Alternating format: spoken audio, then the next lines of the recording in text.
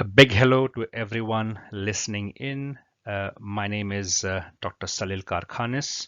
I'm a consultant interventional radiologist at University Hospitals of Birmingham in UK. I am grateful to be given the opportunity to speak to you about the role of interventional radiology in urological emergencies. So through the next few slides, I'm hoping to talk to you about what we think are urological emergencies, to explain to you what is interventional radiology, and also describe to you what it has to offer you as urologists and your patients who are in emergency, and hopefully highlight some important cases that can reinforce my point. So to start with the obvious question, what is a urological emergency? Now, obviously, I'm speaking to a room full of urologists, so I don't really need to spend too much time on that. So typically, it is any pathology of the GU system that requires escalation of care within a short period of time. So obviously, if it is a true emergency, the time period we're talking about is no more than a few hours. If you think about it, the only two major scenarios that fit this form of emergency would be either anything that ends up with hemorrhage or ends up with the GU system being septic.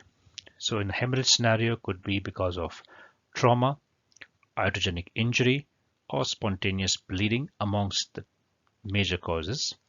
Or it could be sepsis, which could be because of obstruction of any cause, hematogenous spread, or spread from a contiguous organ. Either way, you end up with a patient who is critically ill, requires escalation of care, and not uncommonly input from critical care. So that brings us to our next question. What is interventional radiology? So it is the use of image guidance to perform procedures on a patient. The image guidance could be in the form of any imaging modality like ultrasound, fluoroscopy, angiography, CT, or MRI scan. And the procedures could be those performed for the purpose of establishing a diagnosis, performing a treatment, whether it's emergency or elective, or performing a procedure to enable other specialties to perform the definitive treatment. So what I think are the benefits of interventional radiology are the use of imaging to guide diagnostic and therapeutic procedures for a variety of clinical conditions. So the principles of IR can be applied to various clinical conditions and not just condition specific. It's also not organ specific, meaning that while I'm talking to you about the GU system, the same principles can be applied to the hepatobiliary system, lower limb vascular system, the chest, so on and so forth. It is minimally invasive. So obviously as urologists, you're all used to performing laparoscopic surgery and through keyholes.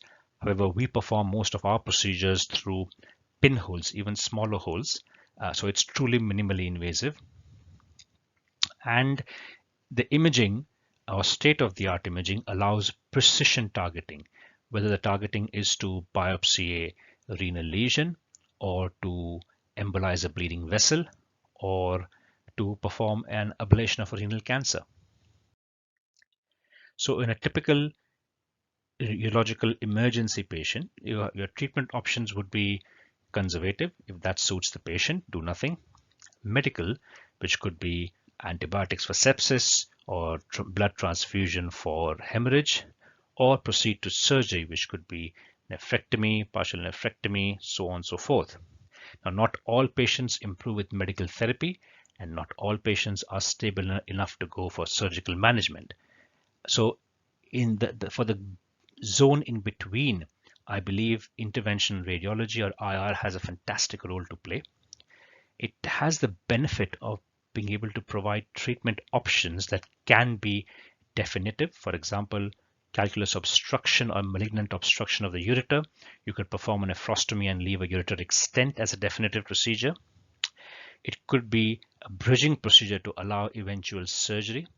or it could be a procedure that is enough to de-escalate the patient's condition and then at a later date perform a more definitive procedure. If you had to compartmentalize patient GU pathologies, you obviously have those within the kidney, in the ureter, in the bladder, and the final arrow is for anything outside these three. So in the kidney, typically you could have anything that causes obstruction, such as calculi, malignancy, benign strictures. You could have trauma, iatrogenic injuries, spontaneous bleeding from neoplasms, aneurysms or pseudoaneurysms. You could have obstructions in the ureter due to calculi, malignancy, benign strictures, or extrinsic compression, trauma, or iatrogenic injury, for example, during cesarean section. Bladder pathology could be due to trauma or pelvic trauma, spontaneous bleeding following anticoagulation and neoplasm, or obstruction from benign prostatic hypertrophy or calculi. And finally, outside these three, you could have trauma or iatrogenic injury. So moving on to some cases, you had this one's a very typical scenario. 88-year-old male with CA bladder had radiotherapy for the bladder cancer, which was stopped due to onset of hematuria. The ultrasound demonstrated moderate hydronephrosis.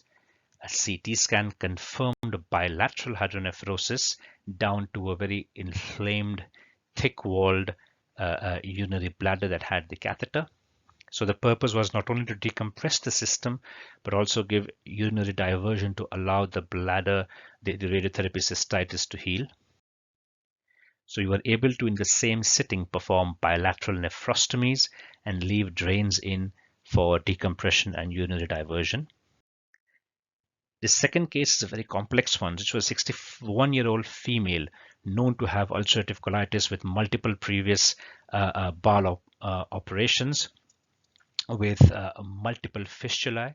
She recently had complex abdominal wall and fistula repair surgery, went into sepsis, had a long ITU stay, had bilateral nephrostomies and ureteric stents in place because of a persistent ureteric leak. She ended up displacing her right nephrostomy and ureteric stent, and the CT scan demonstrated the persistent leak, as you can see, pointed out by the arrow. So what we were left with when we were given the referral was a non-dilated right pelvic ileal system in a patient with quite high BMI with gas in the system, which meant we could not apply the standard ultrasound guided puncture. What we did, therefore, is took the patient to CT scan and the CT guidance placed a needle in the pelvic ileal system. We were able to then thread a wire into the renal pelvis and eventually transfer the patient back to angiography to complete the nephrostomy placement. This patient was a 32-year-old male with a left iliac fossa renal transplant that had a biopsy because of transplant dysfunction. The patient presented then a few hours later with abdominal pain and shock. A CT scan demonstrated appearances of a arteriovenous fistula and a large perinephric hematoma, likely secondary to bleed from the fistula. A decision was made along with our urologist to perform embolization. What we then did was perform an angiography through the transplant renal artery that demonstrated the renal artery and early filling of the renal vein with a fistula in between. We were able to place coils to block the fistula and prevent any further bleeding. Next case is not an uncommon one. It's a patient who had a left partial nephrectomy, presented with hematuria and shock. IR were approached in the middle of the night for embolization. As you can see, you got blood in the pelvic ileal system and perinephric hematoma. We performed an angiogram that confirmed the extravasation and were able to block the bleeding by embolizing the renal arteries. This was an odd case with a 77-year-old male patient who had had a previous cystectomy and an ileal conduit. He presented with macroscopic hematuria in spite of stopping a Pixaban. A CT scan demonstrated appearances of a arterio-ureteric fistula from the left common iliac artery. We were able to perform an angiography which confirmed this fistula there. We were then We then placed a covered stent graft across this segment to block the fistula and prevent any further hematuria. A similar case of hematuria in a 75-year-old male who was on anticoagulation following a bypass graft was investigated with cystoscopy but developed lower abdominal pain immediately after. A cystogram demonstrated bladder injury with a urinary leak, with the hematuria persisting. A CT scan and a subsequent angiography confirmed a pseudoaneurysm in the vesical artery branches, which was then embolized with coils and prevented any further hematuria in this unstable patient. A different scenario of hematuria when you had an elderly lady with a bladder tumor that was bleeding, requiring multiple frequent transfusions. We were able to perform a unilateral vesical artery embolization in a palliative setting and allow the patient to be transferred to a hospice for palliation. This final case is a 45-year-old male patient with metastatic seminoma who had a left orchidectomy and on 4 weeks later had left testicular pain. A CT scan demonstrated left iliac fossa hematoma with what looked like an arteriovenous fistula. We were able to get access into the left testicular vein from the venous side and work our way retrogradely through the fistula into the left testicular artery, as you can see here, and we're able to embolize the inflow, the fistula, and the outflow in this setting and prevent any further bleeding. So the learning points so far are that interventional radiology can play a vital role in managing urological emergencies that you face with. They are able to provide effective and definitive minimally invasive management options. They're able to provide treatment for most urological emergencies. Most major tertiary care hospitals currently do have an IR department, so take the time to go and find out and say hello to them. And when in trouble, make sure you reach out to your friendly neighborhood intervention radiologist who may be able to help you in most of your urological emergencies. I'm sorry I'm not available to take any questions, but if you need to reach out to me, please find me on social media or on my website. Thank you very much.